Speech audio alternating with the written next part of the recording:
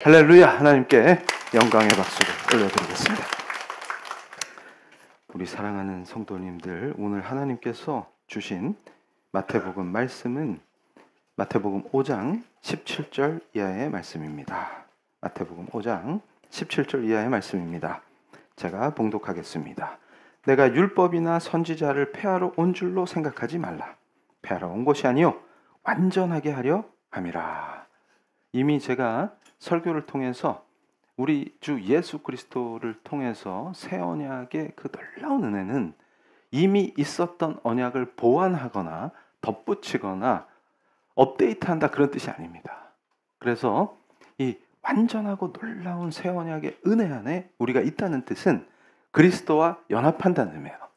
그럼 그 그리스도와 연합함으로 율법을 완성하시는 그리스도의 은혜를 누리며 산다는 그 엄청난, 그게 바로 복음이다, 이렇게 말씀을 선포하면서, 자, 그렇다면, 자, 진실로 너희에게 이르노니 천지가 없어지기 전에는 율법의 1.1획도 결코 없어지지 아니하고 다 이루리라, 이렇게 말씀을 하시는 거예요. 이 말씀은 우리 주 예수 그리스도께서 직접 선포하신 말씀입니다. 19절을 보시면, 그러므로 누구든지 이 계명 중에 지극히 작은 것 하나라도 버리고 또 그같이 사람을 가르치는 자는 천국에서 지극히 작다 일컬음을 받을 것이요 누구든지 이를 행하며 가르치는 자는 천국에서 크다 일컬음을 받으리라. 그런데 우리 성도님들이 또 여기서, 제가 오전에도 선포했듯이 우리 성도님은 똑똑하죠. 그러니까 여기서 궁금증이 딱 생기는 거예요. 율법은 1.1획도 없어지지 않는데 19절에 보니까 하나라도 버리고 이러네. 버리고. 버렸다는 얘기는 버렸다는 얘기잖아요. 그러면 이 사람 어떻게 되는 거지? 감히 율법을 버렸어. 1.1획도 우리 주님이 직접 폐한 적이 없다고 하셨는데 이 사람 어떻게 되는 거예요? 그랬더니 19절에 천국에서 지극히 작다 일컬음을 받는다. 그러면 천국에 들어갔다는 얘기잖아요, 지금. 이게 딱 필이 오셔야 돼요. 어머, 우리 목사님. 그래서 여기서 퀘스천을 가진 분들에게 복이 있습니다. 왜냐하면 똑똑해. 그런데 우리 담임 목사님 항상 이렇게 어려운 퀘스천에 대답해준다. 그게 우리 피해교회의 특권입니다. 이게 뭐지? 그래서 잘 보세요. 버리고라는 말이 한글로 번역을 해놓으니까 이게 진짜 버린 것 같아. 버리면 큰일 나는 거예요. 이거 지 마음대로 지웠다는 얘기죠. 율법을 1.1획도 하나님께서 폐지한 적이 없는데 지 혼자 그걸 지우개로 지웠다는 얘기니까 이분이 천국에서 작은 자가 되더라도 일단 천국 들어간 게 어디예요, 지금? 그 안에서 작은 거니까 지금 대부분은 못 간다. 그런데 지금 들어왔잖아요. 그럼 어떻게 된 거냐, 이게. 그래서 이걸 깊이 이해해야 돼요. 그래서 무지한 자들이 내 백성이 무지한 거로 망하는도다 하신 말씀이 그래서 그래요. 말씀을 자기 멋대로 해석하면 큰일 납니다. 그래서 여기서 버리고는 원어로 류오예요. 그러니까 무슨 뜻이냐면 이제 이 말씀이 20절까지 가면서 더 명확해집니다. 내가 너희에게 이르노니 너희 의가 서기관과 바리새인보다 더 낫지 못하면 결코 천국에 들어가지 못하리라. 이것은 버리고라는 표현으로 번역해 놓으니까 헷갈리는 건데 율법을 지멋대로 지워버리고 무시한다는 말이 아니라, 잘 보세요. 그래서 법학자들이 성경에 강한 거예요. 법이니까.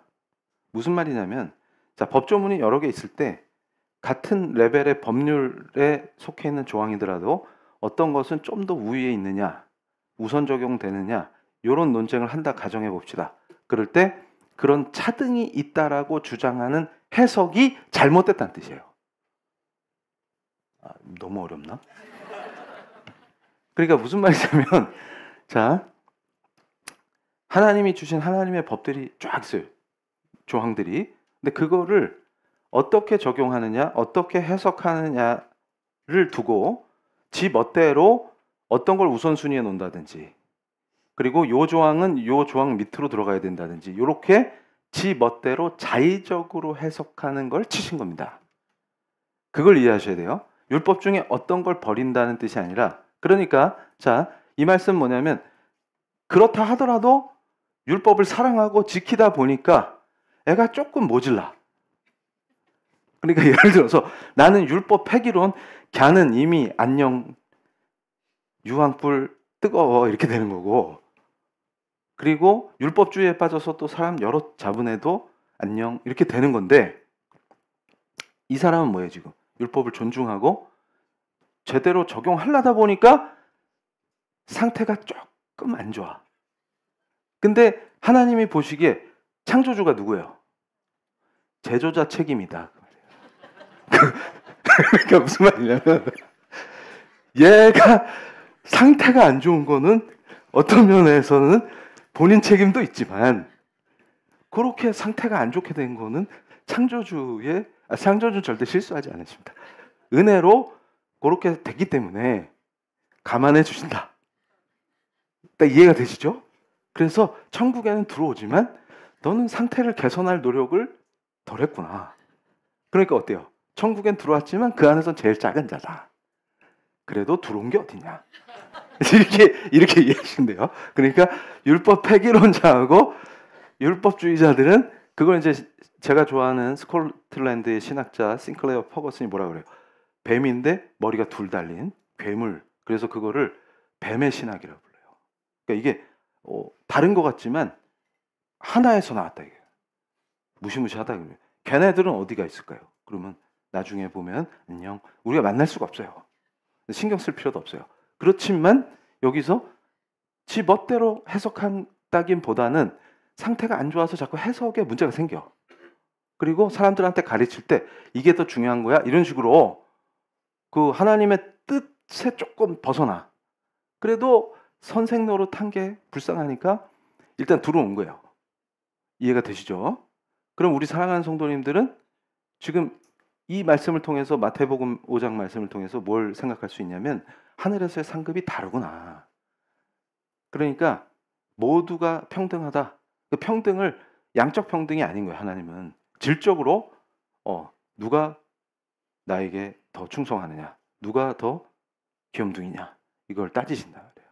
그래서 그렇게 했을 때 일단 천국에 들어왔는데 얘는 큰 자, 얘는 작은 자 이렇게 될 때 그 작은 자가 되는 원인 중에 하나가 율법을 개떡같이 해석하면 안 된다. 그러니까 우리 구원받은 성도님들이 PL교회에 온 건 엄청난 거예요. 왜냐하면 개떡같이 해석을 안 하기 때문에 찰떡같이 해석하고 천국 가니까 우리는 레벨이 왕 높은 거예요. 믿으십니까? 네, 확신을 가지셔야 돼요. 이렇게 목소리가 작아. 그래서 우리가 좀 큰 자가 됩니까? 이러면 아멘 해야지. 진짜? 이러면 안 돼요. 다시 여쭤볼게요. 우리 다 레벨이 높습니까? 할렐루야입니다. 할렐루야. 이럴 땐 박수 한번 쳐야 돼요. 그래서 아싸, 피해교회로 보내주신 것도 은혜다. 그러니까 이제 이 말씀을 하나님이 원하시는 목적대로 해석하니까 그대로 살면 상급이 왕창이다. 그래서 내가 지상에 살 때는 자산가가 아니었는데 하늘에 많이 쌓여있다 그 말이에요. 그래서 코인 같은 거 집착할 필요 있어요 없어요? 없다 그 말이에요. 그래서 자 이제 PPT 보여주세요. 우리 사랑하는 성도님들이 깊이 성경을 배웁니다. 성경의 지식도 중요해요. 그러니까 어떤 자들은 감히 지식을 멸시해서 성경의 지식을 모르니까 성경을 봐도 이게 뭔 말인지 모르면 지멋대로 해석하니까 제가 좋아하는 단어 세 글자. 그렇죠. 그래서 뒤집니다. 그러니까 뭐냐면 내가 복음 아니에요. 그게 누가 복음 다음에 나오는 게 아니고 그거 잘못하면 뒤지는 거예요. 그게 그렇게 된다 이게. 그래서 오늘은 살짝 지식을 좀 배우는 거예요. 그래서 우리가 맨날 서기관과 바리새인의 의 이런 말 나온다며. 지금 20절에 서기관과 바리새인의 의만도 못하면 니들은 천국 못 간다. 그러니까 지금 천국 못 간다가 되게 무서운 말이잖아요. 지금은 큰일 나는 거예요. 이거는. 그런데 아니 서기관과 바리새인이 뭐길래 그분들보다 못하면 지옥을 가지? 천국 못 가면 어디? 중간지대 이런 거 있어요? 없어요. 그러니까 천국 못 갔다는 소리는 지옥 갔다는 얘기잖아요. 그게 뭔데? 그런데 서기관과 바리새인들이 누군지를 우리가 지금 제 추측으로 한 3, 40년 교회 다니셔도 맨날 그렇지 서기관 나오고 바리새인 나와. 그런데 그게 누군데 그러면 나는 모르네. 그럼 바리새인이 뭔데 그러면 나쁜 놈들. 그럼 서기관들은 그 비슷한 놈들 이랬단 말이에요. 근데 그렇지 않고 오늘 이제 정확히 배웁니다. 그래서 PPT 보여주시면 하나님의 율법에 순종하고자 하는 열정이 서기관과 바리새인이 강렬하다. 그런데 저 율법 전문가들이 율법에서 248개의 명령과 365개의 금지 사항을 뽑아냈다. 그러니까 저 유대 세계에서는 이스라엘의 이 구약 시대에는 저 계명이 굉장히 중요한 거예요. 그러니까 일상생활에서 우리 삶을 컨트롤할 뿐만 아니라 법적 분쟁이 생기면 저걸로 재판하기 때문에 삶 전체와 무관하지 않아요. 그런데 아이고 금지 규범, 명령 규범 저런 게 저렇게 많으면 어찌 산대요. 어찌 산대요. 그러니까 예수님이 그러시잖아요. 율법은 네가 죄인이다 이걸 알려주는 역할을 하지. 저거 네 그 안 걸리고 다 잘 살겠냐? 이러면 이렇게 되는 거예요. 그래서 자 여기서 그리스도인의 의는 바리새인의 의보다 더 나을 수 있겠냐? 이렇게 질문을 던져 보는 거예요. 그럴 때 잘 보세요. 외적이고 형식적인 순종. 그 법의 문구를 엄격하게 따르는 것에 만족하느냐? 이게 바리새인의 의예요. 우리는 빡세다. 이걸 강조하는 거예요. 너 봤지 이거? 율법에 명령도 많고 금지도 많은데 이거를 더 빡세게 해. 더 빡세게 해. 그리고 이걸 엄격하게 적용해. 이런 식으로 가면 뭐예요? 이분들의 의가 돼요. 그런데 우리 그리스도인의 의는 어디 있느냐? 그렇지 않다. 그럼 뭔데? 그러면 내적 의라고 불러요. 이게. 우리 내면이 하나님이 기뻐하시는 의는 마음과 동기의 의입니다. 그래서 저 말씀에도 사무엘상에 여호와는 중심을 보신다 하는 말이 그 말씀이에요. 그래서 우리 담임 목사를 보면 중심을 보시는데 외모를 안 보신다고 하는데 외모를 보시는 것 같죠. 농담입니다. 그래서 외모를 보셔서 담임 목사로 세우셨다 이런 느낌이 들죠. 그러나 우리 하나님은 외모를 보시지 아니하시고 뭘 보시는 거예요? 중심을 본다. 중심을. 그러니까 뭐냐면 그 동기를 무지하게 중요시합니다. 이게 그리스도인의 의예요. 뭐냐면 그 동기의 핵심이 어디냐면 주를 사랑합니다.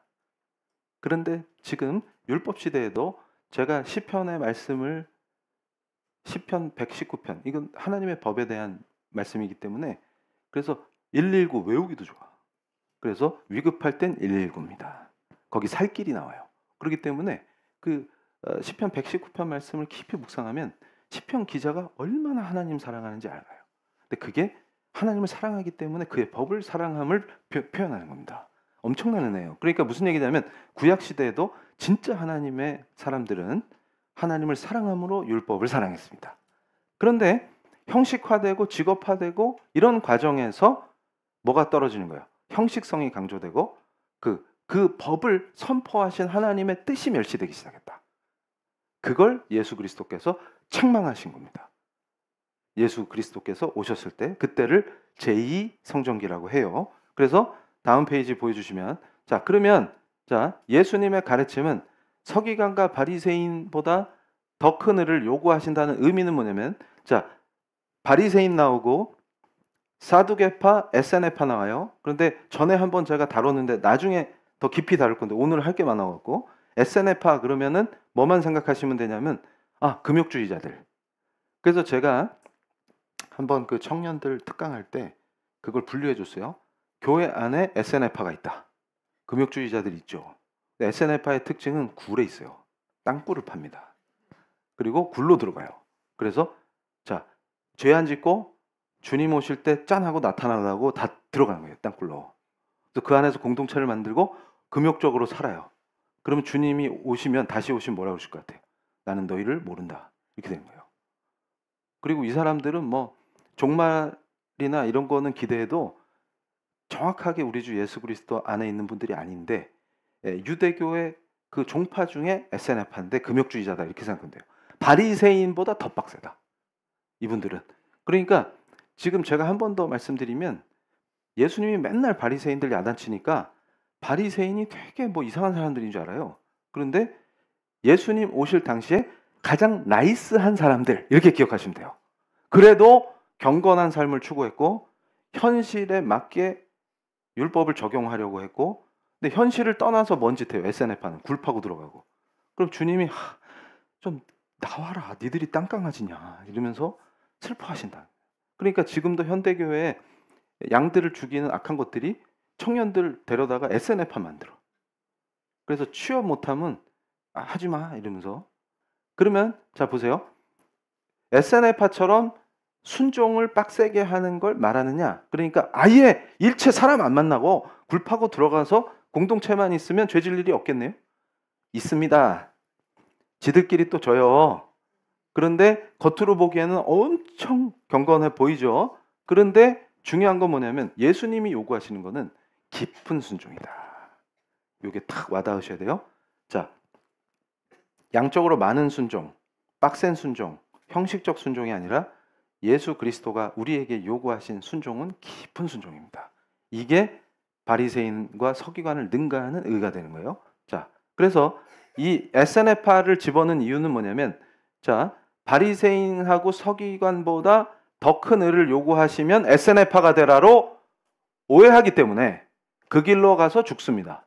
근데 우리는 그런 게 아니라 얘네 셋 다 우리한테 의미가 없고 깊은 순종을 하라. 그게 무슨 뜻이냐면 깊은 순종은 성령께서 중생하게 하시고 성령이 내주하는 하시는 그 사람들에게 허락되는 은혜예요. 기가 막힙니다. 그러니까 이게 얼마나 깊은 은혜냐면 하나님 나라를 맛보고 있는 은혜를 말하는 거예요. 그러니까 천국도 가기 전에 지금 바리새인이야 서기관이야 이걸 따지기 전에 이 사람은 뭐예요 지금? 예수님 그리스도가 오셔서 공생의 사역을 시작하면서 선포한 것이 하나님 나라예요. 그럼 그리스도를 믿고 그 안에 거하며 그리스도와 연합한 자는 지상에서 하나님 나라를 맛봅니다. 그럼 예를 들어서 내가 회사에 출근했는데 회사는 하나님 나라예요? 아니에요? 아니지. 그래서 제가 그랬죠. 그 기독교가 아니다. 어떤 정당을 하나님 나라로 만들어. 어떤 세속 국가를 하나님 나라로 만들어. 그게 아니라 우리는 보내신 곳에 들어가서 하나님 나라가 도래했음을 예수 그리스도의 제자로 선포하는 거예요. 그러면 그를 통해서 하나님 나라가 임합니다. 그 얘기예요. 그래서 제가 예도 들어드렸죠. 로마 제국을 정권 교체해서 기독교인들이 정권을 잡게 하는 게 하나님 나라가 아니고 로마라는 그 제국 안에서 믿는 자들의 공동체가 하나님 나라가 임하게 하신다 그 말이에요. 그래서 노예제, 남녀차별, 위계질서 이런 거를 완전히 해방시킨 공동체가 등장한다 그 말이에요. 그러니까 제가 구한말 맨날 예를 들잖아요. 역사 얘기하면서. 구한말이라는 체제는 진짜 지옥 같은 체제인데 교회 공동체 안에서 하나님 나라를 맛본다고요. 누가? 하나님의 사람들이. 예수의 제자들이. 그러니까 남녀 7세 부동석 그런 게 어딨어. 같이 예배드리고. 그리고 백정인이 왕족인이 그런 거 안 따지고 아니 백정이 장로 되는 게 교회잖아요. 그게 조선시대 가능해. 그리고 모든 악습과 인습을 하나님의 은혜로 폐지해 버리신다. 그러면은 무릎이 딸토록 점 붙이고 할 필요 있어요 없어요? 그럼 추석 되면 할렐루야지. 저는 왜 붙여? 같이 먹으려고. 먹고서 찬양하고 기도해야 하고 쉼을 누리고 그렇게 바뀌잖아요. 지금 그 집안에 뭐가 임한 거예요? 지금 하나님 나라가 임했다고 말이에요. 그걸 이해해야 돼요. 그러면 우리가 선한 행실로 이미 지난주 오후 예배 때 배웠어요. 소금과 빛이 됨으로 세상은 우리로 인해서 더 좋아집니다. 그 의미예요. 그 의미. 그래서 자 여기서 뭐예요? 내가 나의 법을 그들의 속에 두며 이게 되게 중요한 거예요. 이제 율법을 구약시대는 돌판에 써서 모세에게 주셨지만 신약시대 예수 그리스도와 연합한 우리에게는 우리 마음에 써주신다. 그 말이에요. 자, 그래서 성령 율법의 마음은 한 팀이다. 하나로 결합되어 있다. 그 말이에요. 다음 페이지. 그러니까 자, 이 신약을 읽을 때 예수님께서 구약을 인용하실 때 쓰는 표현이 기록되었을 때예요.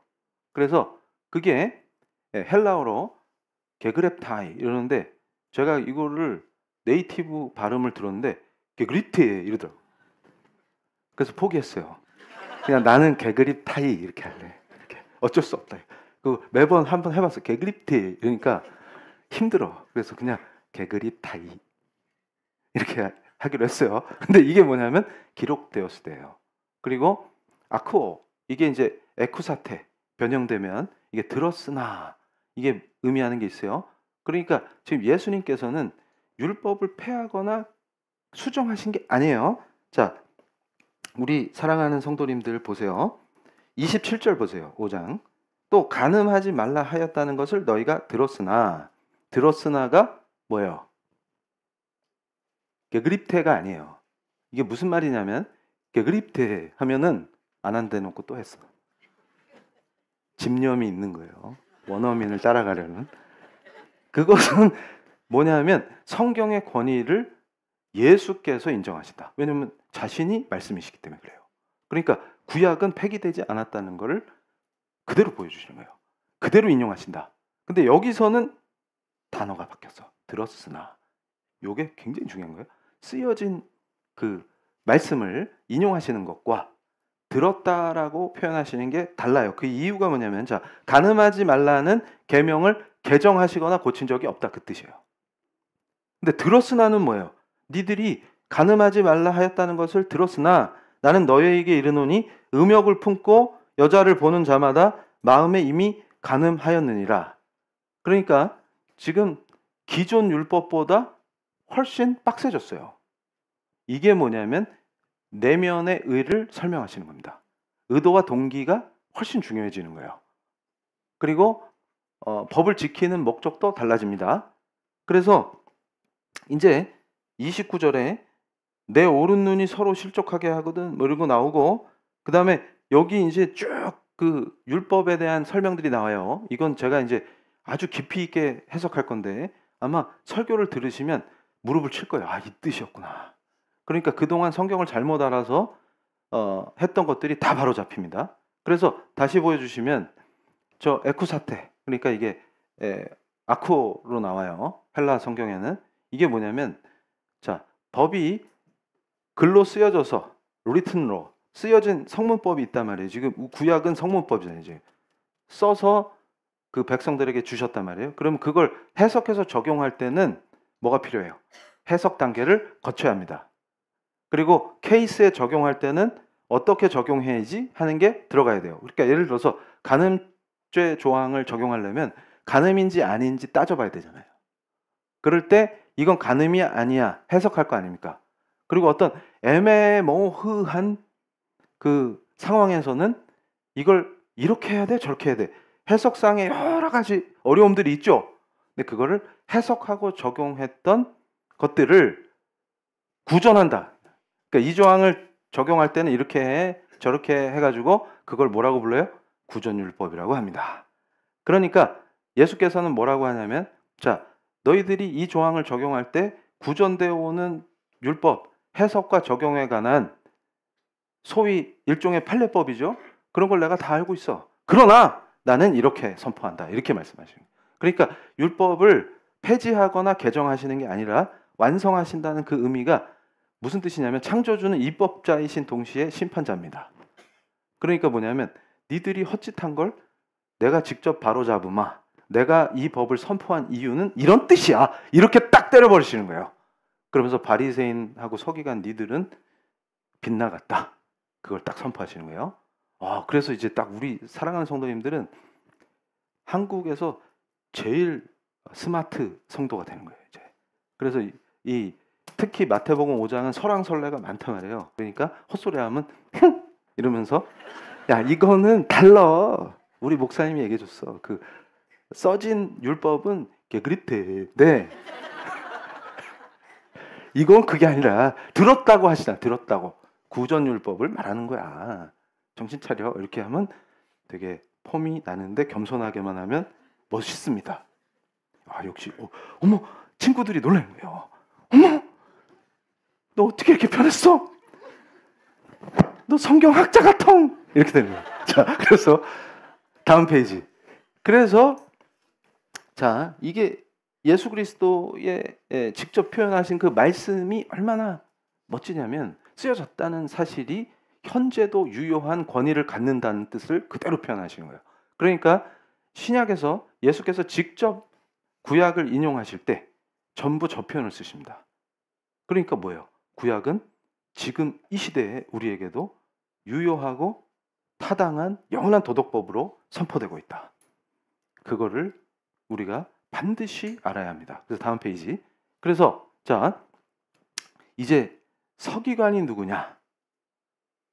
서기관이 누구냐 할 때 이것도 헬라어로 글람마테우스 이러는데 이것도 제가 이거는 연습을 많이 안 해갖고 원어민을 못 따라가겠어. 그래서 그냥 글람마테우스. 근데 이런 게 있어요. 그리스 사람이랑 대화할 때 글람마테우스 하면 못 알아먹습니다. 근데 어쨌든 우리끼리만 알아먹으면 돼요. 여기서 헬라어 얘기를 많이 하면 안 되는데 지금 분위기가 안 좋아지고 있습니다. 그래서 히브리 말로는 소페림이라고 그래요. 그런데 이게 율법을 필사하고 보존해서 정통 해석과 법적 자문을 담당하던 전문가 직업군이에요. 그래서 서기관은 회당과 재판에서 권위를 갖습니다. 유대인들은 회당이 되게 중요해요. 그 공동체가 거기서 모이기 때문에.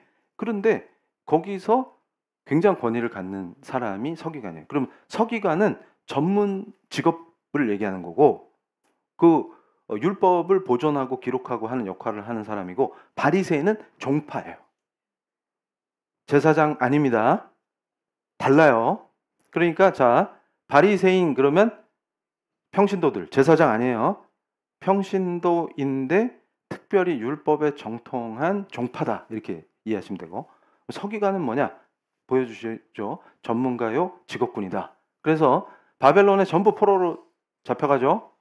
그리고 그 이후에 제2성전기, 예수님이 오신 그 시대에는 성전과 율법 중심이 돼 있어요. 이미 유대교가. 그래서 종교사회 안에서 점점 더 율법 전문 해석자와 선생의 지위를 갖는 사람을 서기관이라 불러요. 그래서 기록된 율법을 토라 쉐빅탑, 해석과 적용의 영역을 토라 쉐바알페 이렇게 합니다. 그래서 다음 페이지. 그래서 이게 왜 중요하냐면 자, 유대법이라는 게 도대체 뭐냐 이럴 때 예루살렘 성전이 완전히 파괴된단 말이에요. AD 70년에. 그러고 나면 유대 공동체가 분산돼요. 이때부터 유대인 디아스포라가 생기는 거예요. 흩어지니까 그것도 다 하나님의 섭리로 통치하신 거예요. 유대인이 왜 이렇게 흩어지냐 그것까지 얘기하면 지금 빡세니까. 그런데 그렇다 보니까 어떻게 다 흩어지니까 구전된 게 위험하죠. 그러면 구전된 내용을 문서로 보존하고 체계화해서 정리하지 않으면 잘못하면 소실돼 버려요 이제. 그래서 이 서기관들의 역할이 갑자기 더 중요해진 거예요. 그래서 자, 여러 랍비들이 구전율법을 문서화하기 시작합니다. 그래서 전문가들이 이제 등장하죠. 더 깊은 전문가들이 생겨나는 거예요. 그래서 이 미슈나가 편찬돼요. 이게 뭐냐면 소위 구전되던 율법을 완전히 문서화해 버리는 거예요. 그래야 어느 동네로 도망쳐서 형성된 유대 디아스포라라고 하더라도 그 문서가 전달되면 그대로 율법을 준행할 수가 있죠. 그렇기 때문에 그대로 보존되는 거예요. 세계 어딜 가도 유대 공동체가. 자, 그래서 다음 페이지. 그래서 이 미슈나를 또 주석하고 해석할 때 논쟁을 하게 됩니다. 이 미슈나 이거 맞아? 이러면서 이런 취지로 한 거야? 아니야. 뭐 이래가지고 거기서 더 추가된 걸 게마라라고 그래요. 그래서 미슈나와 게마라를 합해서 탈무드라고 하는 겁니다. 그래서 맨날 뭐예요? 탈무드의 지혜 이러면서 좋아라 했는데 탈무드가 뭔데? 그러면 그건 모르네 이렇게 돼요. 근데 이제 탈무드가 뭔지 우리 성도님들은 왕똑똑해. 다 말씀하실 수 있죠. 그러니까 구전율법을 문서화한 것을 한 단계 더 논쟁해서 추가해서 완성한 게 탈무드다. 그럼 유대인들한테 탈무드가 왜 중요해요? 생활 규범이 거기 들어있다. 그러면 거기서 지혜를 배우는 거예요. 율법이 이런 취지로 정해져서 이렇게 해석하고 이렇게 적용됐구나. 그럼 뭐예요? 그걸 따르면 완전 지혜로워. 그게 뭐예요? 하나님 법의 특징입니다. 그러니까 이게 무서운 거예요. 예수를 모르는 사람들도 구약의 율법을 깊이 묵상하고 그걸 내 생활에 어떻게 적용할까? 이 율법의 의미는 뭘까? 이걸 따져서 적용했더니 세계에서 제일 지혜롭고 제일 똑똑하고 제일 현명한 집단이 돼버린 거예요. 민족이. 이게 놀라운 역사입니다. 왜 그러냐면 말씀이 그렇게 힘이 있다는 거예요. 근데 어떻게 이 시대에 그리스도인들이 말씀을 멸시합니까? 그러면 안 된다. 그래서 말씀을 사모하는 우리 사랑하는 성도님들께 복이 있으리라. 그겁니다. 그러니까 우리는 항상 말씀으로, 그러니까 예를 들어서 2세들을 키워. 그러면 아니 탈무드 안 가르쳐도 이정훈 목사가 가르쳐주는 성경 강해만 잘 듣고 그거 제자 훈련 받아서 그걸 왜 그렇게 열심히 배우는 거예요? 제자 훈련 왜 하는 거예요? 적용하려고. 그러면 엄마 아빠가 적용점까지 딱 갖고 있다고 해요. 그게 그리스도 안에서 적용점을 가지면 탈무드보다 셀 것 같아요? 안 셀 것 같아요? 그렇지. 그러니까 탈무드는 뭐예요 지금? 외적 형식을 갖춰서 해놓은 건데 그리스도 안에 있으면 내적 깊이를 가지고 하나님의 법을 사랑하게 되잖아요. 그러면 어떻게 되겠어요? 무적이다. 막강이다. 이렇게 되는 거예요. 그럼 애들이 어떻게 되겠어요? 엄청 훌륭한 애들로 자랍니다. 그러니까 제자 훈련이 중요해 안 중요해? 중요합니다. 그랬더니 또 딴 데 가서 무슨 성경 공부를 또 우리 교회에서 하는 것만 해도 빡져요. 이거 복습하려면 힘들어요. 그래서 제가 뭐라 했어요? 5번 들으라. 팀 켈러 목사님 4번 들으라 성령이 얘기하셨는데 우리 피해교회에서는 5번 들으라고 성령이 얘기하신다고요. 그러면 어떻게 해야 돼요? 그거를 반복하는 것도 힘들다. 왜냐하면 설교 한 편이 농도가 짙기 때문에 딴 교회 설교 뭐 그냥 이소부화 같은 거 그거 휙 지나간 거 그거랑 농도가 다르잖아요 지금. 매 설교 편이. 그러면 담임 목사는 목숨 걸고 그걸 성도들한테 양식을 먹이려고 그 난리를 쳐갖고 말씀을 선포해 놓으면 딴짓하면 되겠슈? 안 되겠슈? 그건 뭔 짓이에요? 이해가 안 가, 이해가. 그거 복습하는 것만도 일주일이 빡셉니다. 그러니까 제발 좀 딴짓 좀 하지 마세요. 딴짓 좀. 그래서 자 다음 페이지. 그래서 그럼 바리새인은 누구냐? 니들은 서기관은 알겠다. 직업군이다. 그러면 바리새인은 뭔데? 그랬더니 이 기가 막혀요. 바리새인이 왜 나이스하냐? 그러면 이름 저거 다 외우실 필요 없어요. 자 알렉산더 대왕 생각해봐요. 센 놈들이 나타났습니다. 그래서 자 로마는 아는데 알렉산더도 알잖아요. 그 라인에서 그리스 쪽 애들이 파워풀 해줘갖고 패권을 잡는 거예요. 그러다가 이 팔레스타인 지방까지 세력을 뻗쳤다. 그러니까 어떻게 돼요? 지들 왕조를 세웠는데 그리스 문화의 특징이 뭐냐? 그러면 잡동산이다. 그래서 복잡하게 뭐 셀레우코스 왕조 외울 필요 전혀 없어요. 그러면 뭐만 생각하면 돼? 짬뽕, 잡탕밥 이렇게 생각하면 돼요. 잡탕밥이 뭘 강조해요? 우상숭배, 혼합주의 이런 걸 막 하는 거예요. 그러니까 유대인들은 미칠 것 같아. 그래서 하다 무슨 짓까지 하냐면 유대 성전 안에다가 제우스 신상을 세웠어. 그러니까 어떻게 되는 거예요? 차라리 다 죽자 이렇게 해서 무장하고 붕괴해요. 이게 마카비 형제의 정권 탈환입니다. 왜냐하면 이 더러운 것들을 이렇게 사느니 우리 하나님이 이렇게 멸시를 받고 성전 마당에다가 이방 신상을 세우는 여기서 살아서 뭐하냐? 훌륭해 안 훌륭해? 훌륭합니다. 그래서 경건하다 해서 그걸 하시딤이라고 했어요. 이분들이 빡 일어나가지고 무장 붕괴해서 정권을 탈환하고 박살을 냅니다.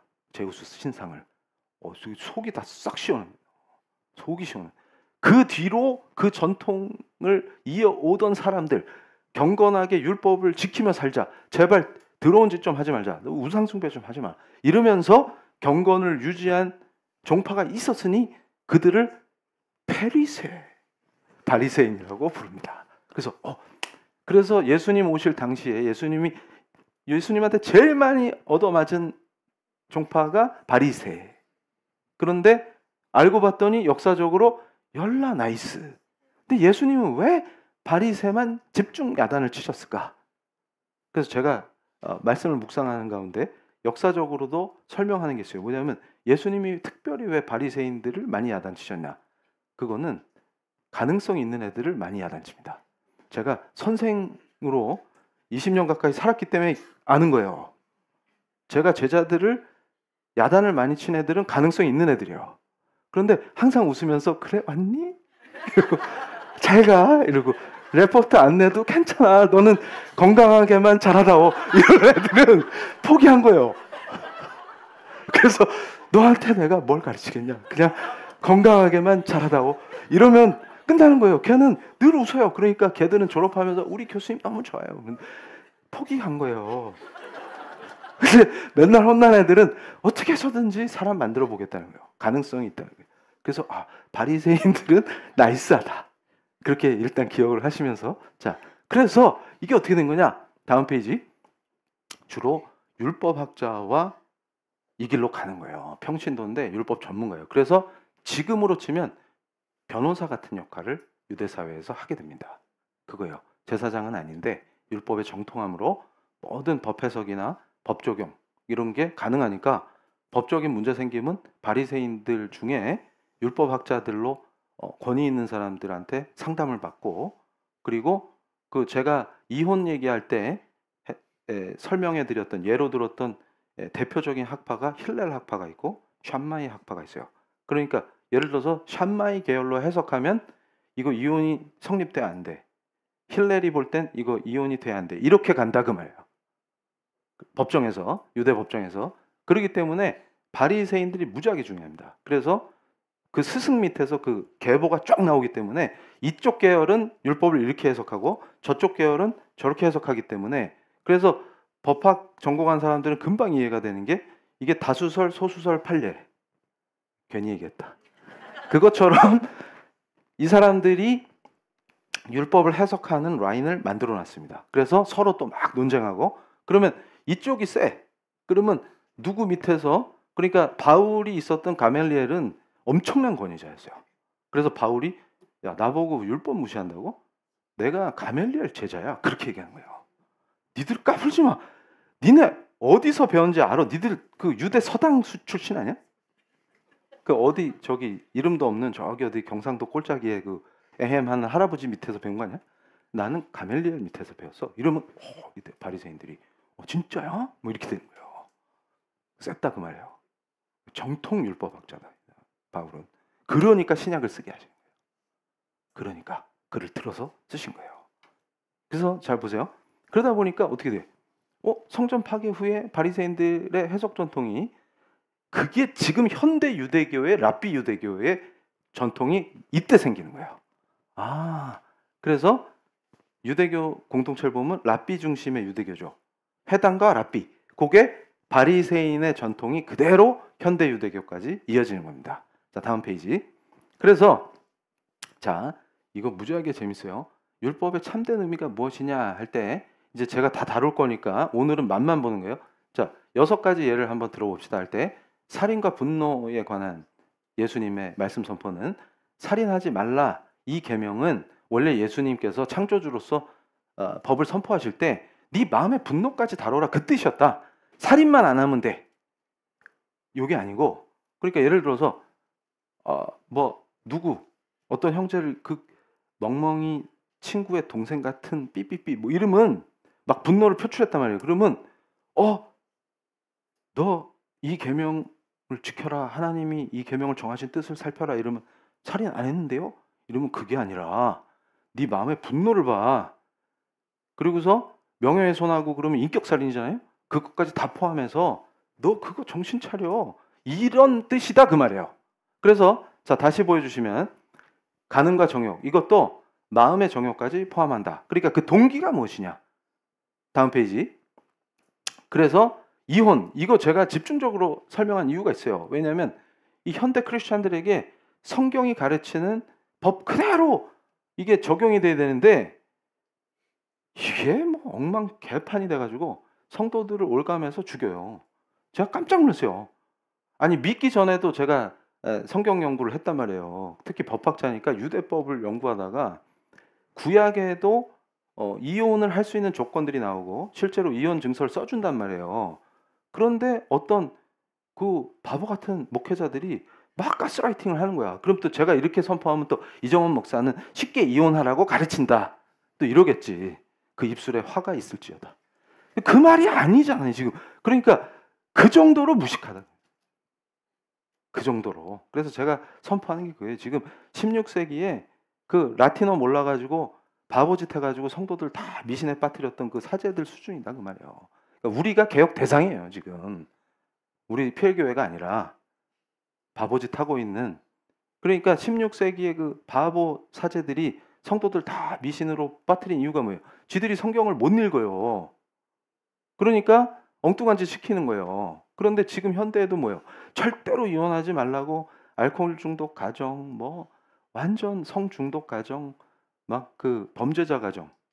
제가 뭐까지 봤었냐면 진짜 참혹해가지고 교수 시절에 우리 크리스찬들을 돕는데 뭐까지 봤냐면 그 나쁜 놈인데 국제 범죄에 가담한 놈이에요. 그런데 결혼하려고 유명한 교회 있어요. 거기에 등록을 한 거야. 그러고서 너무 착한 척을 하니까 자매가 속았어. 그자가 맨날 그 찬양팀에 가서 봉사하고 막 이러니까 자매는 이렇게 성실한 청년이 있네. 그래서 믿음의 형제를 만나야지 이러고 그놈을 만난 거예요. 그랬더니 이 자매가 견디고 했는데 나중에 경찰에 수배가 됐는데 혐의가 뭔가 했더니 장기매매야. 그런데 무식한 목회자가 성경은 절대로 이혼을 금한다. 이러면 갑자기 제가 분노하지 말랬는데 이성을 상실할 뻔했다. 그런 짓들이 벌어져요. 그래서 제가 그때 율법 강의를 했다고. 법학자니까. 구하려고. 그 생명들을. 거기서 탈출시켜야 되지 않겠어요? 아니요. 그리고 막 알코올 중독에 빠져갖고 막 거실에다 똥 싸놓고 막 그런 사람을, 그리고 눈 뜨면 막 애들을 때려. 그거를 참으라고 어떤 그 목회자, 또 갑자기 옛사람이 나올 뻔 설명하다가 그 가스라이팅을 해가지고 그 여성도가 지옥 속에 살고 있더라고. 그래서 제가 막 선포를 했어, 율법을. 아니 그럼 구약을 멸시해? 신약에서 예수님이 그 말씀을 선포한 게 뭐냐면, 자, 제가 그때 이혼 설교를 별도로 해드렸죠. 뭐냐면 쉬운 이혼을 허용하는 바리새인의 해석을 거부한다. 이게 뭐냐면, 자, 부끄러운 짓을 하면 이혼할 수 있다 이렇게 하면 뭐냐면 밥을 태우니까 부끄럽다 이런 식으로 가는 거예요. 이게 무슨 뜻이냐면 이 시대에는 남성 중심 사회이기 때문에 아내를 쉽게 버리게 법 해석을 해줬다 그 뜻이에요. 그러니까 엄청 엄격한 조항을 구약 시대에, 그거를 바리새인들이 법을 잘 알잖아요. 이 사람들은 전문가잖아요. 그러니까 그 여자가 불리하게 해석해서, 그러니까 대부분 이 시대에는 잘못해서 이혼하면 여성이 자립해서 살 수가 없어요. 지금 같은 시대가 아니에요. 그럼 잘못하면 굶어 죽어요. 큰일 나요. 그러다 보니까 그 시대에는 여성을 보호하는 게 이혼을 허락하지 않는 게 여성을 보호하게 돼요. 그러다 보니까 예수님은 더 엄격하게 하기를 원하시고, 바리새인은 뭐냐면, 자, 부끄러운 짓의 범위를 확장시키는 거예요. 얘들이 해석의 범위를. 그래서 아니 뭐 빨래에서 냄새나, 부끄럽지 않아요? 그러면 이혼 증서 써주고 내쫓아. 이런 식으로 하면은 니들이 마귀의 자식들이다. 절대로 용납하지 않겠다 하고 예수님께서 그 짓 하는 걔네들을 샴마이 학파라 그래요. 이혼 분야에서 해석을 약화시켜서 여성들이 피해를 입게끔 돕는 그 학파의 해석을 특별히 주님이 강력하게 질타하시고 야단치셨다. 그랬더니 그걸 가지고 현대의 성도들을 죽이는 거예요. 여기서 더 흥분하면 안 돼. 그래서 다음 페이지. 그래서 율법의 의도가 중요한데, 맹세, 보복, 원수사랑, 이건 제가 다 이게 우리 현실에 어떻게 적용되는지까지 설교를 할 거기 때문에 다 넘어갈게요. 다음 페이지. 그래서 자, 율법을 폐기하는 게 아니라 법을 제정해서 자기 백성들에게 주신 그 창조주의 참된 의도를, 입법자의 의도를 회복시켜라. 이게 산상수훈의 예수 그리스도의 선포입니다. 그래서 다음 페이지. 그래서 이걸 보세요. 이게 또 성화랑 연결되는 거예요. 자, 하나님의 값없는 은혜의 역사가 우리 삶을 어떻게 아름답게 바꾸냐 할 때, 그리스도의 임재와 기쁨을 맛보는 게 무지하게 중요하다. 우리는 예배를 통해서 이 기쁨을 맛보는 줄로 믿습니다. 그래서 중요한 게 죄를 확신하기 때문에 그리스도의 임재와 기쁨을 누리는 사람은 오만함이 없어져요.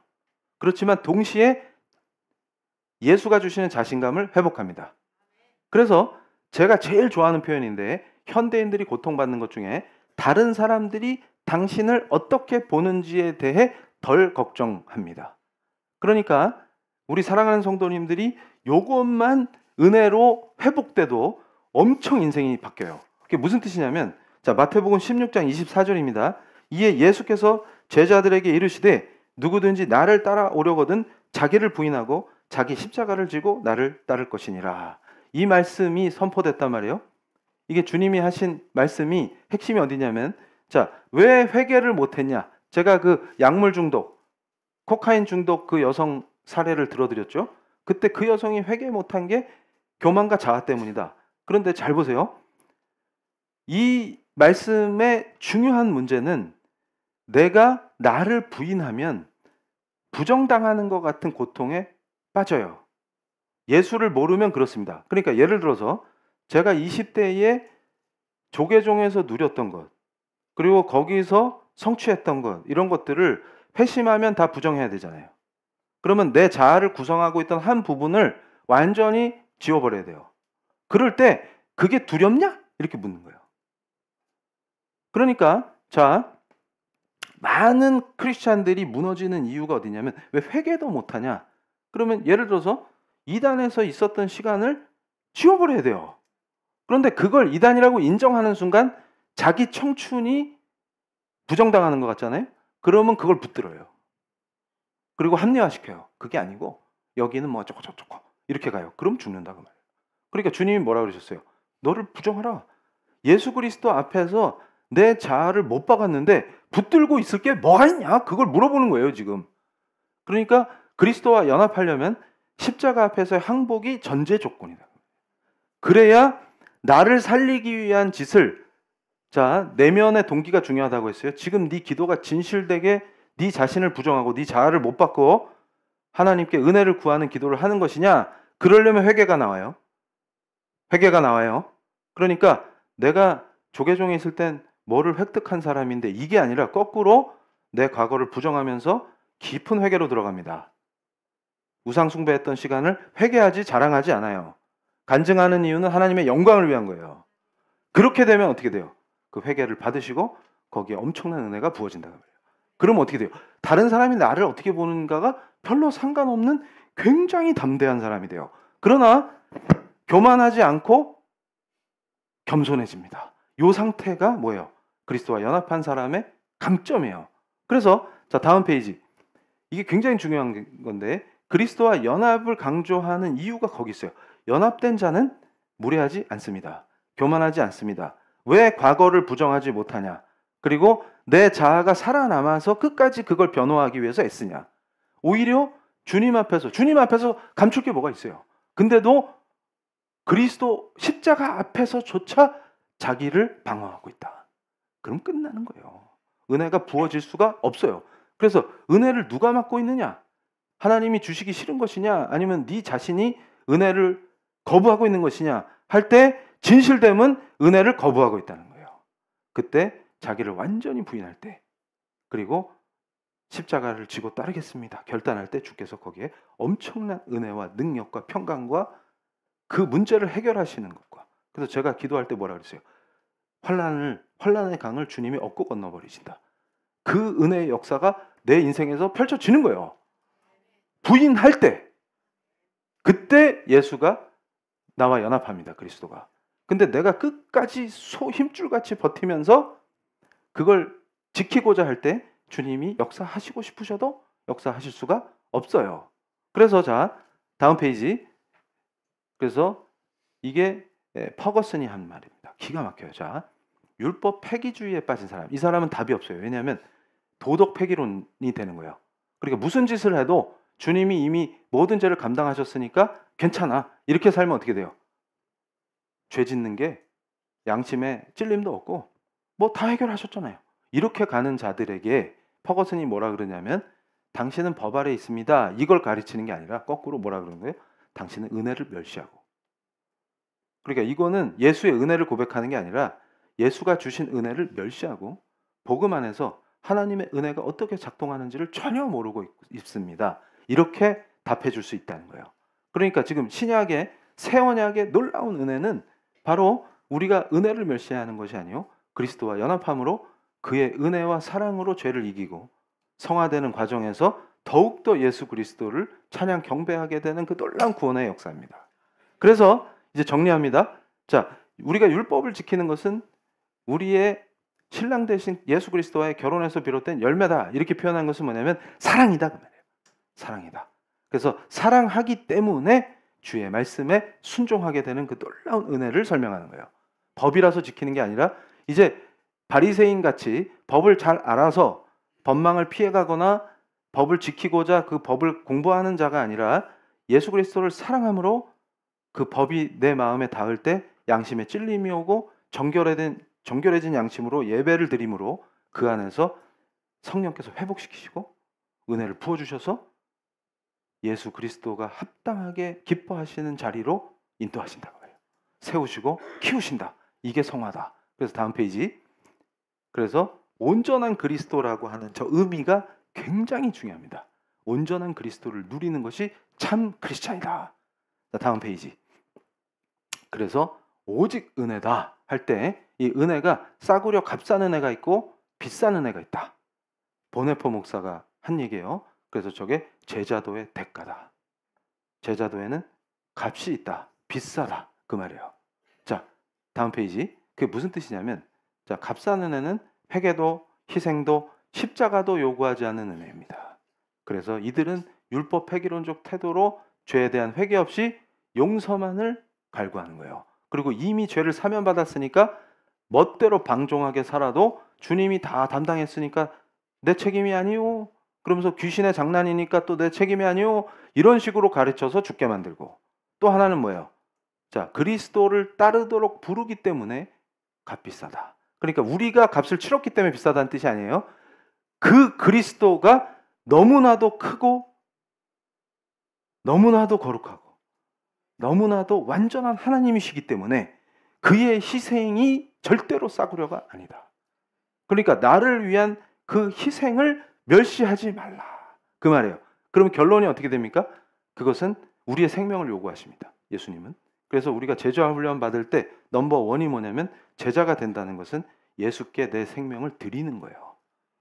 그런데 예수께 내 생명을 드린다는 의미를 두려워할 필요가 없다. 그것이 뭐냐면 자기를 부인하고 십자가를 지고 주를 따른다. 그 뜻이에요. 그러니까 완전히 내 자아를 십자가에 못 박겠다. 결단하는 겁니다. 거기서 모든 은혜가 부어져요. 그래서 끝으로 자, 그래서 유일한 참된 생명을 주시기 때문에 은혜입니다. 이건 거래가 아니에요. 완전한 사랑입니다. 그래서 완전한 그리스도와 완전히 연합한 자는 엄청난 은혜를 누리게 돼 있어요. 이게 무슨 뜻이냐? 우리는 우리의 생명을 바치겠다고 결단하지만 결국 우리가 받는 것은 유일한 길, 영원한 생명을 그리스도가 주신다는 거예요. 이 놀라운 은혜 속으로 우리가 들어가야 합니다. 그래서 그 온전한 그리스도를 누릴 때 우리의 모든 실존적 문제를 주께서 친히 다루시며 성령의 은혜로 모든 두려움과 억압과 다른 사람들이 나를 어떻게 볼까 하는 그 두려움과 초조함과 집착이 소멸되는 줄로 믿습니다. 자랑스럽고 당당한 정체성, 내가 예수의 제자, 예수 그리스도의 품 안에서 하나님 아버지의 귀한 아들, 딸이라는 그 정체성이 회복되고 온유하고 겸손하지만 담대한 예수의 제자로 우리 사랑하는 성도들을 세워주실 줄로 믿습니다. 자, 우리가 첫 번째 기도를 주님께 사랑을 고백함으로 우리를 바치는 결단을 하겠습니다. 원하는 분만 하시면 됩니다. 우리의 오른손을 우리의 왼쪽 심장에 올리고 주님께 고백하시겠습니다. 주님, 공예배 거룩한 기도에서 제가 자기 이름을 마음속으로 주님께 올려드리세요. 성도 아무개, 그와 그녀를 우리의 생명을 거룩하신 우리 주 예수 그리스도의 손에 올려드립니다. 우리의 심장을 신속하고 유효하게 예수 그리스도께 바치기를 원합니다. 주님 받아주시옵소서. 주님, 고백하는 성도들과 성령의 충만한 임재 속에서 완전히 연합하여 주시옵소서.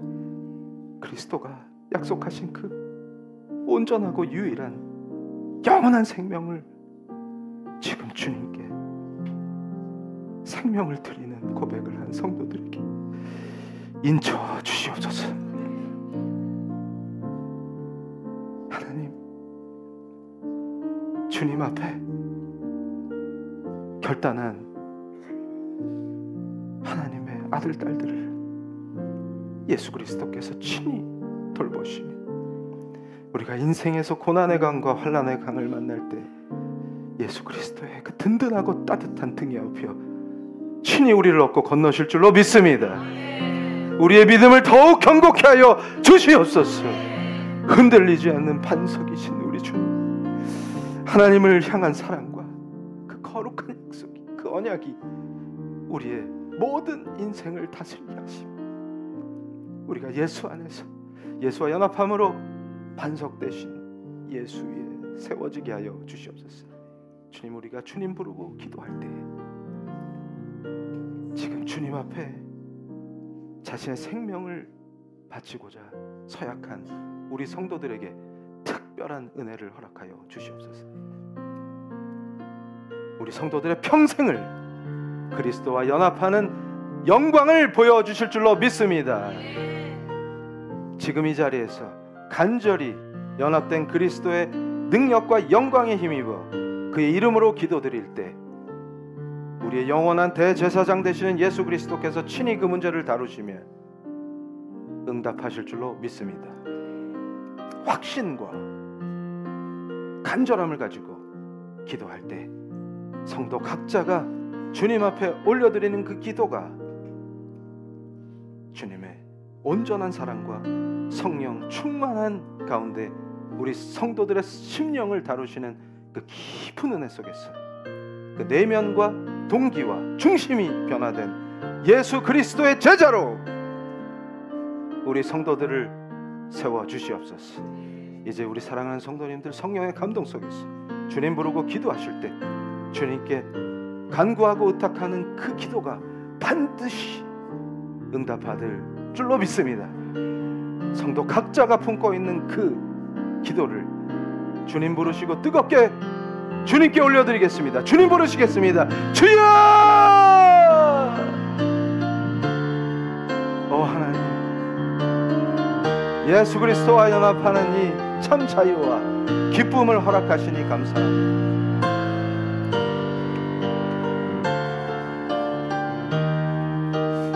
사랑의 하나님, 성도들의 심령을 만져주시고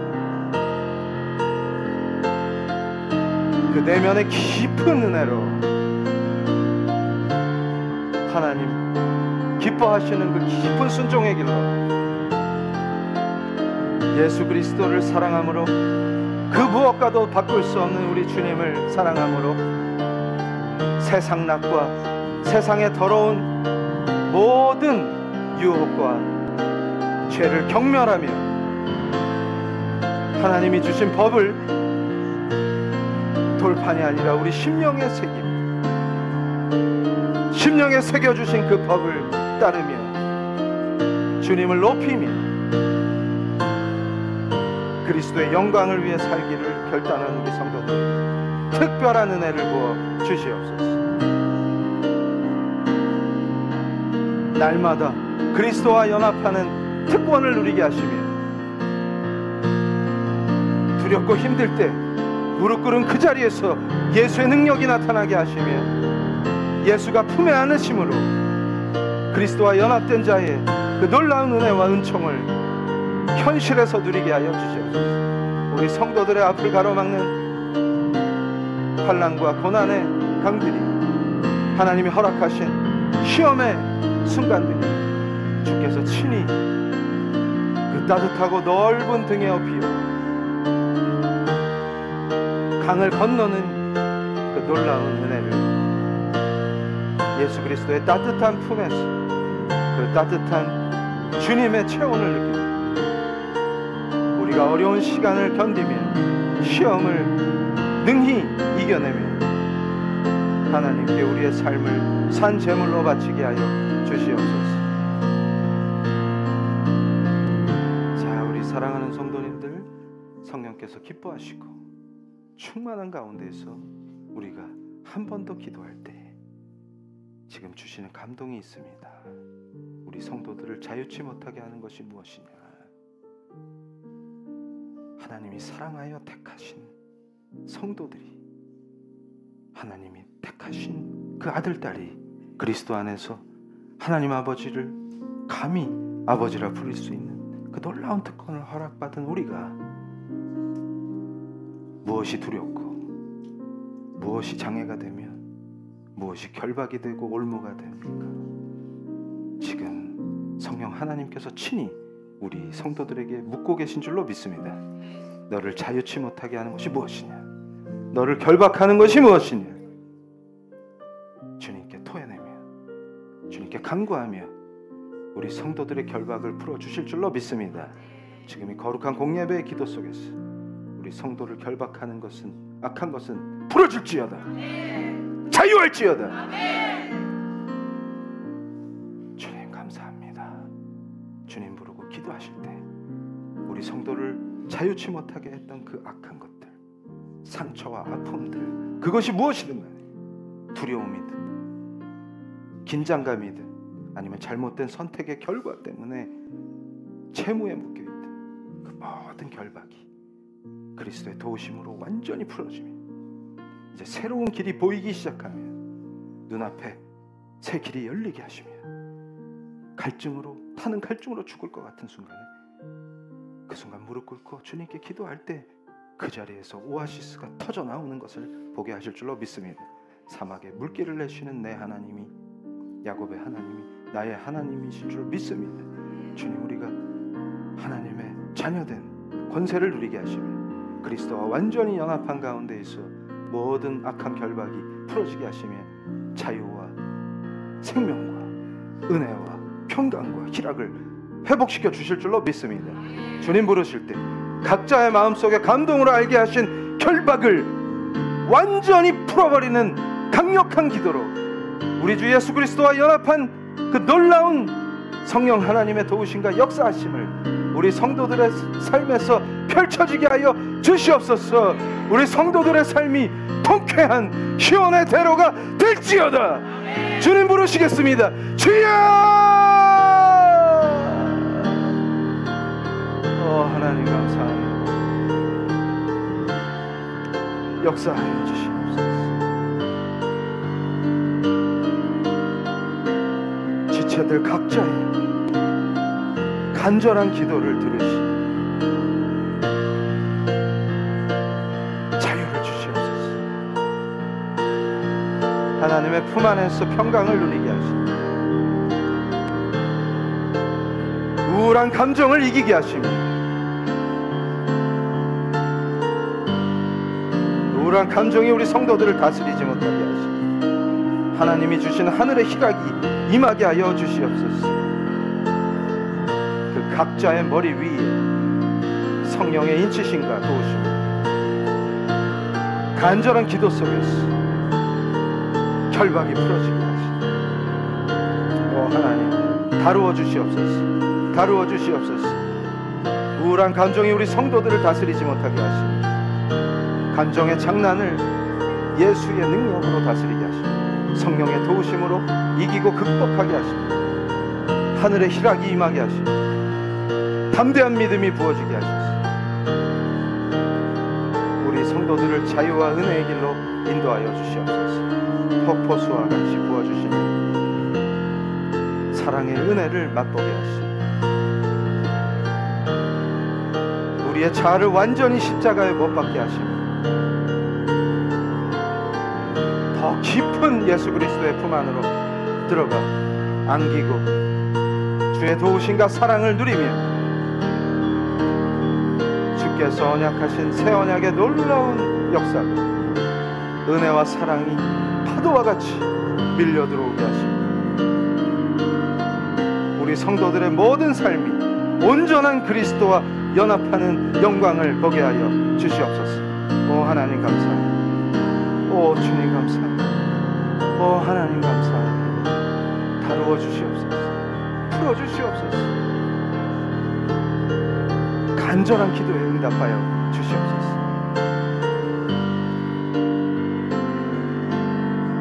자, 제가 대표로 기도할 때 한마음 한뜻으로 기도하시겠습니다. 하나님 감사합니다. 공예배 거룩한 기도에서 우리 성도들의 그 중심과 간절한 마음을 보시고 우리 성도들에게 특별한 은혜의 응답을 주시니 감사합니다. 하나님, 묶여있는 모든 결박이 풀리게 하시고 주께서 온전한 그리스도에 연합하시는 그 영광을 삶에서 우리 성도들이 직접 느끼게 하시며 이제 우울감과 불안과 초조와 긴장들이 그 감정이 우리 성도들을 다스리지 못하게 하시며 성령의 임재 속에서 그리스도와 연합한 자의 특권을 누리게 하여 주시옵소서. 주님, 우리 성도들을 얽어매는 모든 결박이 풀려지며 바울과 실라가 옥중에서도 찬양한 그 놀라운 역사가 우리 성도들의 삶에서 수치였던 모든 기억이 찬양으로 바뀌게 하실 줄로 믿습니다. 수치가 영광이 되게 하실 줄로 믿습니다. 그리스도의 거룩하신 십자가에 완전히 자아를 못 받고 항복함으로 주께서 주시고자 하는 그 놀라운 사랑과 은혜와 평강으로 희락으로 우리 성도들의 모든 삶을 바꾸어 주시옵소서. 주님 인도 속에서 완전히 주님과 연합함을 매일같이 누리게 하시고 목마름과 주림이 없게 하시며 아버지 의의 길로 인도하사 승리의 길로 또 부르신 그 자리가 지성소가 되는 놀라운 감격과 은혜와 통치의 역사가 우리 성도들의 삶에 펼쳐지게 하여 주시옵소서. 하나님, 하나님의 은혜로 세워주신 그리스도의 몸된 피엘교회가 오직 머리 대신 그리스도의 영광을 위해 사역하게 하시며 더러운 음부의 권세를 질그릇과 같이 깨트리시며 그 더러운 의도를 완전히 진멸하실 줄로 믿습니다. 더욱더 그리스도의 반석 위에 우리 교회가 아름답게 세워지게 하시며 예수 그리스도의 뜻에 따라 순종하며 모든 성도가 지체되어 그리스도의 지체되어 하나로 연합하게 하심으로 아버지 많은 생명을 구하게 하여 주시옵소서. 지체 한 사람 한 사람이 기도의 능력자가 되어 중보의 능력을 나타내게 하시며 이제는 부르신 곳에서 하나님의 온전하신 은혜 속에서 그리스도와 연합함으로 성도들을 통하여 그리스도의 능력이 나타나게 하여 주시옵소서. 죄를 이기고 사망 권세를 이기었사오니 이제 성도의 삶에 승리의 계가를 부르게 하여 주시옵소서. 예수 그리스도의 이름으로 기도합니다. 할렐루야. 자, 봉헌하시겠습니다. 아버지 하나님 감사합니다. 우리 성도들 자유케 하시고 그리스도와 완전히 연합한 그 은혜와 능력을 삶에서 부르신 그 직업의 자리, 생업의 자리에서 나타나게 하시며 우리 피엘교회 성도 그 누구도 직업과 생업 때문에 고통받지 아니하게 하시고 독립되고 자랑스러운 능력을 갖추게 하여 주시옵소서. 눌림에서 풀려나게 하심으로 당당한 경제력을 갖추고 자립함으로 구제할 수 있는 그리스도의 손과 발이 되는 영광을 보게 하여 주시옵소서. 가정도 주님 특별한 은혜로 완전히 화목하게 되게 하시며 가정이 천국으로 변하고 머리 대신 그리스도의 몸된 가정으로 변화됨으로 교회와 같이 교회와 하나가 되는 놀라운 은혜의 가정이 되게 하여 주시옵소서. 예수 그리스도의 이름으로 기도합니다. 할렐루야. 감사합니다. 자, 축도함으로 이 예배를 하나님께 올려드리겠습니다. 지금은 십자가와 부활의 능력으로 우리와 연합하여 죄와 사망의 권세에서 승리하게 하시는 예수 그리스도의 은혜와 구원하시는 하나님 아버지의 깊으신 사랑과 성령님의 능력 주시고 승리하게 하시며 예수 그리스도와 연합하게 하심으로 우리를 그리스도의 영광의 길로 인도하시고 지키시는 성령 하나님의 은혜가 머리 숙여 기도하는 우리 PL교회 성도들 위해, 온라인 성도들 위해, 그 후손들 위해 지금부터 영원토록 함께 있을지어다.